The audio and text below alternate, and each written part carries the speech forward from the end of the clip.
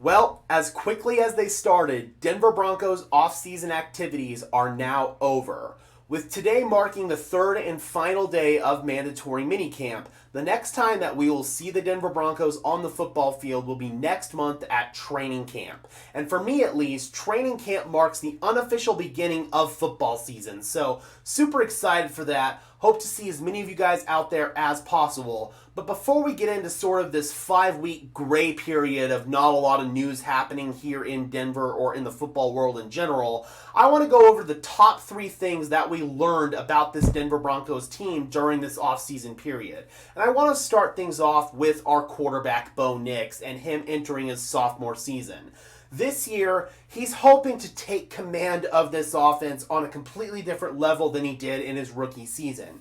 He's entering this offseason as the guy. He's not having to compete for a starting job, so he can now hone in completely on the playbook and start mastering the second level, third level, fourth level nuances of the playbook, from protection checks to some of the more advanced terminology in the playbook. Bo admitted last year that he was still struggling spitting out the play call in the huddle. He was still struggling on when to make certain checks. That's all stuff that you would expect from a rookie quarterback, but now, with him having a full offseason to really dive into that, he's starting to master that stuff. Sean Payton said that he is playing faster out there, meaning that he's processing things and he's seeing things at a much quicker level than he did as a rookie, and that's very promising. With Drew Lock, I hate to bring up Drew Lock and bring up PTSD for Broncos country, but Drew kind of stayed about the same in terms of his processing and his mastery of the playbook. Granted, it wasn't a great playbook with Pat Shurmur that he was trying to master, but that growth also got stunted with Drew when he had to get a new offensive coordinator in year 2. He learned Rich Scangarello's playbook in his rookie season, then he had to transition to Pat Shurmur's playbook.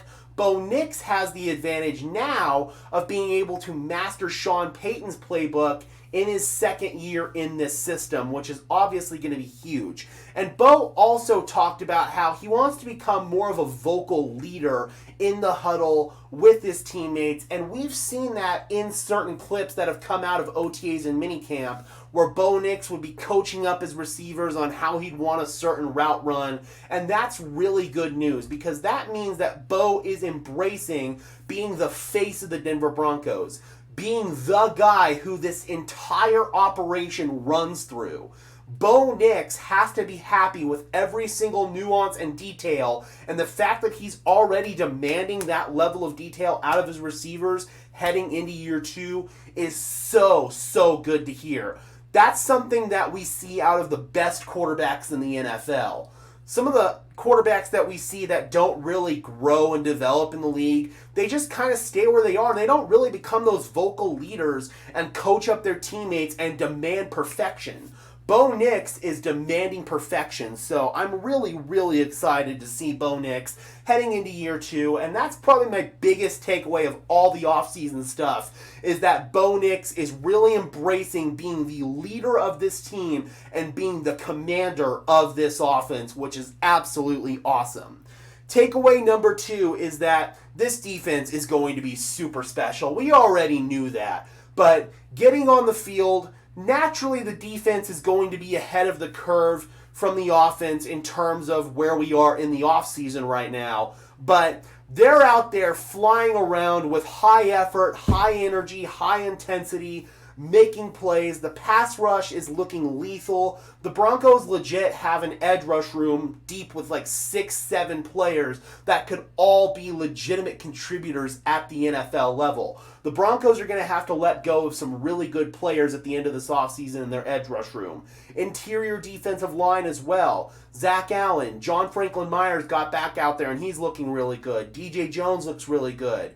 Hopefully the depth can start to settle down on the defensive line. Savion Jones is also really helping in that category, but that's something that we'll see a lot more of as we get into training camp. And also, there were some concerns about the run defense last year, especially the Baltimore game. You think about Derrick Henry running through the Broncos defense, and then James Cook in the Buffalo game. Will those concerns still rear their ugly head this year? Because the Broncos, in my opinion, still need like a 330 plus pound, big double gap clogging defensive tackle that can really help out in the run game.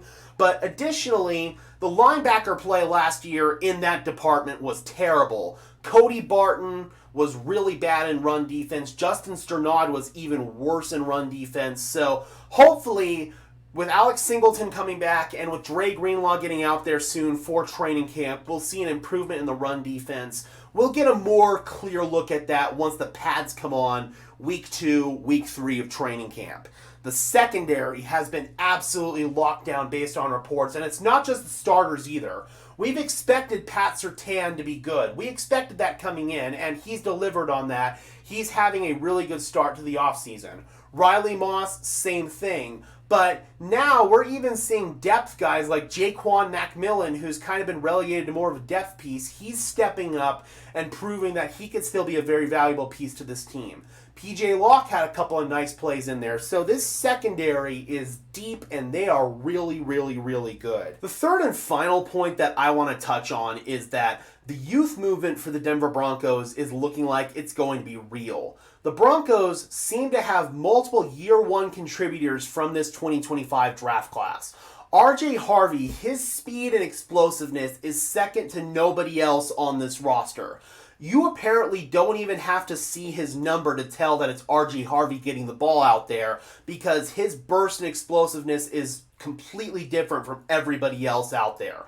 But I do believe that J.K. Dobbins is going to get a large chunk of the carries. I also believe that Jaleel McLaughlin is going to have a role in this offense as well. But as we enter training camp, I think that RB1 is going to be RJ Harvey's role to lose.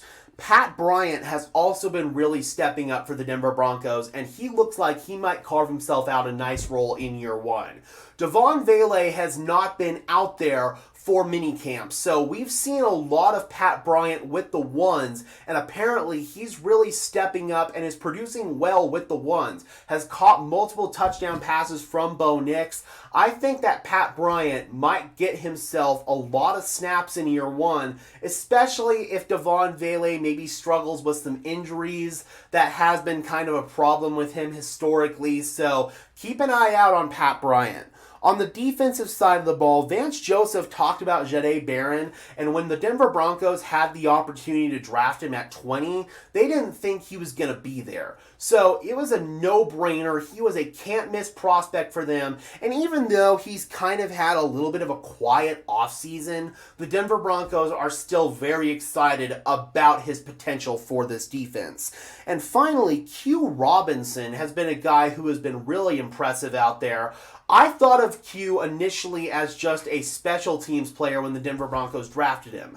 Nick Saban literally said that he was the best special teams player, or one of the best special teams players that he had ever coached at Alabama. But apparently, Robinson is really stepping up on the defensive side of the ball. He's getting pressures out there. He's getting would-be sacks in game situations. So that is really, really cool to hear. He's got some really nice burst and athleticism off the edge. So Robinson might be able to work his way into the rotation. And the Denver Broncos have a really good problem on the edge rush unit, because they are legit 6 players deep there. I think that their top 4 guys are basically locks for the roster, but after that, you've still got guys like Q Robinson. You've got guys like Johnny Walker out of Missouri that I really like. Those are all going to be guys that are going to try to fight to get into the rotation, and I just don't think the Denver Broncos have enough snaps for these guys. So I'm worried about having to pass, especially Johnny Walker, through waivers. I don't think they're going to waive Robinson as a 4th-round draft pick, and especially with the value that he brings on special teams. But, dude, you've got a really good problem there at edge rush, because at this point, you're probably going to end up keeping at least 5 edge rushers because of the depth that you have, and that's going to leave you with 1 less player maybe on the offensive line or on the interior defensive line. So, yeah, man, Q Robinson is going to force some tough decisions out there for the Denver Broncos, and again, it's a really good problem to have. I also want to give some love to Troy Franklin. I know I've come across as a little bit of a Troy Franklin hater here on this channel.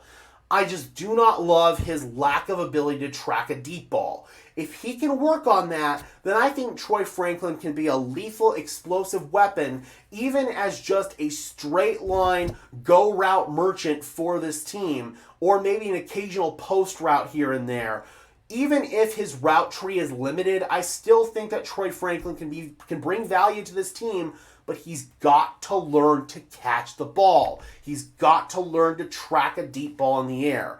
If he can't do that, then I don't think Troy Franklin's going to have a role in this offense. But if he can, then I think that he's going to be really special, again, even as just a go route, post route, and maybe occasional bubble screen merchant. I think that Troy Franklin could do that really well, and according to Sean Payton, he's added 5 pounds of muscle, and he looks faster out there, so hopefully that will help him out in his ability to track a deep ball.